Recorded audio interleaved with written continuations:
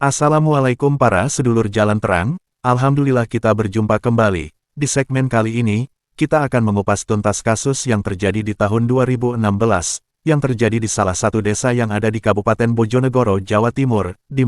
Oke, langsung saja kita mulai. Cahya Amalia Zahra, yang saat itu tepat di tahun 2016 yang lalu, masih berumur 10 tahun.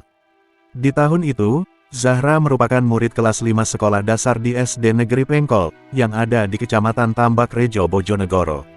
Zahra merupakan anak pertama dari dua bersaudara, dari pasangan Bapak Sutrisno dan Ibu Sulikah. Selama ini, Cahya Amalia Zahra, yang akrab dipanggil Zahra tersebut, dikenal oleh kalangan masyarakat sebagai anak yang rajin beribadah. Zahra juga rajin mengaji bersama teman-teman sebayanya di salah satu surau yang ada di dusunnya. Di kalangan sekolah, Zahra pun dikenal sebagai sosok anak gadis yang pintar dan rajin. Nilai terbaik pun tak lepas darinya ketika menerima rapot di sekolahannya. Bahkan, Zahra pernah mendapatkan ranking 5 ketika dia masih duduk di kelas 4 sekolah dasar. Begitulah sosok Zahra, yang amat melekat diingatan di lingkungan masyarakat dan teman-teman sebayanya. Seperti pada umumnya, seusai menerima rapot kenaikan kelas, libur panjang di kalangan anak sekolah disambut dengan bahagia. Begitupun dengan Zahra, dia menjalani libur panjangnya dengan bahagia, bermain dengan teman sebaya. Hari-hari libur tersebut dilalui dengan normal, layaknya pada anak sekolah pada umumnya. Hingga tak terasa, waktu sudah memasuki hari Minggu tanggal 17 Agustus, di mana beraktivitas di lingkungan sekolah akan segera dimulai. Yang kala itu, besoknya Zahra akan duduk di bangku kelas 5 sekolah dasar, untuk hari pertamanya, yang tepat jatuh di hari Senin tanggal 18 Agustus tahun 2016. Sehari sebelum Zahra memasuki sekolah, untuk hari pertamanya di kelas 5 sekolah dasar, tepatnya hari Minggu siang, Zahra hendak pergi keluar rumah untuk bermain dengan teman-teman sebayanya.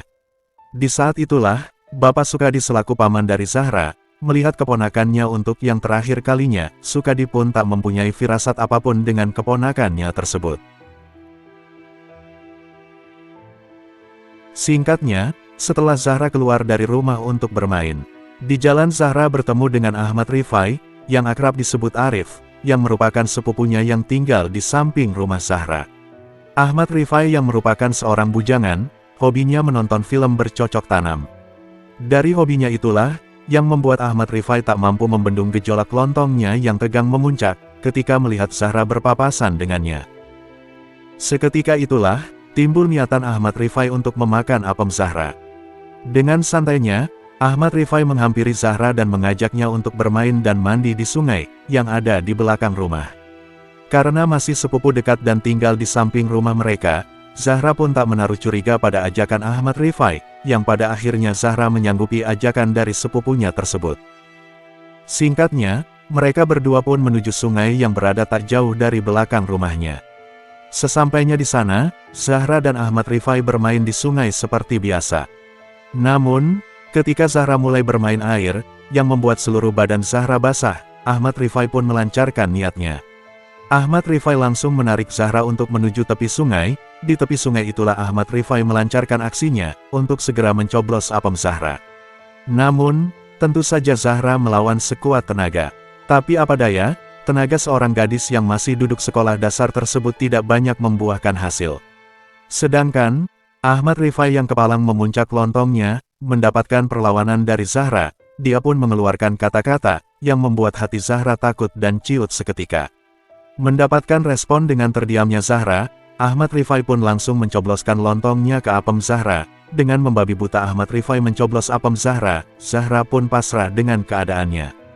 Namun, tak hanya sekali saja Ahmad Rifai mencobloskan lontongnya ke dalam apem Zahra, Ahmad Rifai pun melakukannya lagi untuk yang kedua kalinya. Seusai menuntaskan kebutuhan lontongnya, Ahmad Rifai pun kebingungan dan sangat ketakutan kala itu. Ahmad Rifai takut kalau Zahra akan mengadu kepada kedua orang tuanya, dengan apa yang telah dia lakukan terhadap Zahra. Dalam ketakutan dan kebingungan itulah, peran dari Syaiton memasuki pikiran dan menutup hati nurani Ahmad Rifai. Yang pada akhirnya, menuntun Ahmad Rifai untuk segera membundir Zahra, di tempat itu juga. Singkatnya, Ahmad Rifai pun bergegas menarik Zahra lagi ke dalam air. Di dalam air sungai itulah, Ahmad Rifai memendamkan kelapa Zahra ke dalam air, dan itu dilakukan berkali-kali. Namun, Ahmad Rifai melihat bahwa masih ada nafas. Akhirnya Ahmad Rifai mengambil batu besar dan break. Pada akhirnya, Zahra pun berpulang kepada Sang Pencipta. Setelah berhasil memindahkan Zahra ke alam lain, Ahmad Rifai pun menyusun sebuah alibi, dengan cara melucuti kelambi yang ada di Zahra dan membuangnya ke sungai, sedangkan alas kaki yang digunakan Zahra kala itu dibiarkan di tepi sungai. Hal itu untuk mengelabui orang tua Zahra dan para masyarakat, agar mereka semua beranggapan bahwa Zahra dibawa oleh genderuwo, karena di saat itu di kampung tersebut lagi ramai rumor hantu. Setelah itu, Ahmad Rifai pun membopong Zahra menuju di bawah rerimbunan pohon bambu. Zahra ditaruh di tempat itu dan ditutupi oleh dedaunan bambu yang sudah mengering di tanah. Di sisi lain, Bapak Sutrisno dan Ibu Sulika, selaku kedua orang tua dari Cahya Amalia Zahra merasa cemas, lantaran Zahra putrinya tersebut berpamitan untuk bermain dengan teman-temannya pada pukul 2 siang di hari Minggu tersebut, hingga pukul 5 sore Zahra putrinya belum juga dijumpai pulang dan berada di dalam rumah. Seperti halnya orang tua, ikatan batin sesosok orang tua terutama sang ibu pun sangat kuat terhadap buah hatinya. Mereka berdua sangat cemas, dan pada akhirnya kedua orang tua beserta kerabat dekat lainnya, memutuskan untuk melakukan pencarian Zahra putrinya tersebut yang tak kunjung pulang.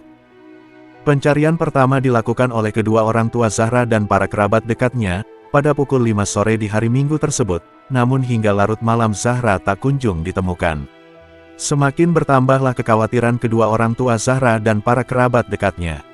Memasuki pukul setengah 11 malam, kedua orang tua Zahra memutuskan untuk melapor ke Polsek Tambak Rejo, karena Cahya Amalia Zahra tak kunjung pulang ke rumah hingga larut malam. Para tim anggota Polsek Tambak Rejo pun bertindak cepat, dengan langsung mendatangi rumah kedua orang tua Zahra tersebut yang ada di Desa Pengkol, Kecamatan Tambak Rejo, Bojonegoro. Sesampainya di kediaman kedua orang tua Zahra, pihak dari tim Polsek Tambak Rejo beserta warga Desa Pengkol melakukan upaya pencarian Zahra dengan semaksimal mungkin. Namun, upaya tersebut belum menemukan titik terang akan keberadaan Zahra.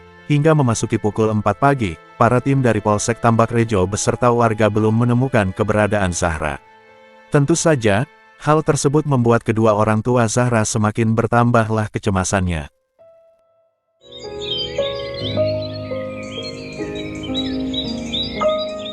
Singkat cerita, pagi pun tiba. Bapak Imam Safi'i, yang merupakan salah satu anggota masyarakat Pengkol, RT 1 RW 2. Sekitar pukul setengah 9 pagi beliau sedang melintasi jalan setapak, yang ada di bawah rerimbunan pohon bambu tersebut. Di bawah rerimbunan pohon bambu tersebut, Bapak Imam Safi'i tak sengaja melihat tumpukan daun-daun bambu yang sudah mengering. Dirasa ada yang janggal, dengan tumpukan daun bambu yang sudah mengering tersebut, Bapak Imam Safi'i pun mendekati tumpukan pohon bambu kering tersebut dengan rasa curiga dan was-was. Setelah dihampiri, betapa shock dan kagetnya Bapak Imam Safi'i, bahwa di dalam tumpukan daun kering yang mengering tersebut, terdapat badan. Mendapatkan penemuan yang seperti itu, Bapak Imam Safi'i pun bergegas memberitahu kepada warga. Seketika itu pun warga Pengkol berbondong-bondong ramai mendatangi lokasi penemuan tersebut. Setelah diamati dengan cermat, tersebut adalah milik Zahra, yang diupayakan pencarian pada malam sebelumnya. Tak selang lama, pihak dari tim Polres dan Kesehatan langsung korban langsung dibawa ke rumah sakit umum yang ada di Bojonegoro. Tak membutuhkan waktu lama, berbekal dari hasil pemeriksaan terhadap beberapa saksi, dan barang bukti yang ditemukan di lokasi penemuan Zahra, Ahmad Rifai pun dicinduk oleh pihak yang berwajib tanpa. Setelah dibawa ke kantor, Ahmad Rifai pun mengakui perbuatannya setelah diinterogasi oleh pihak yang berwajib. Terima kasih banyak sudah menonton. Semoga bermanfaat dan selalu menjaga diri dan hati. Akhir kata, wassalamualaikum, sampai jumpa di segmen berikutnya.